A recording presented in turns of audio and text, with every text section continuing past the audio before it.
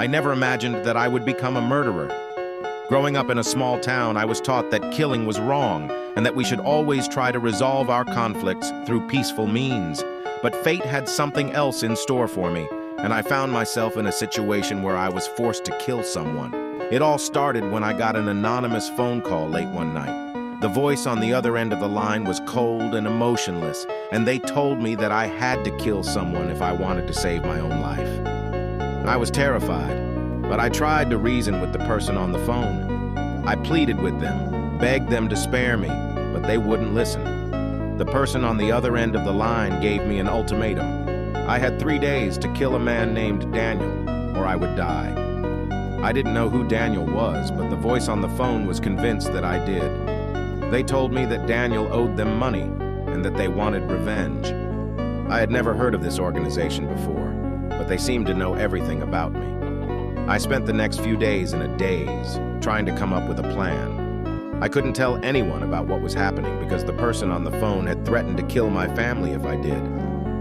I felt completely alone and trapped. I didn't know how to find Daniel, let alone kill him. On the 3rd day, the voice on the phone called me again.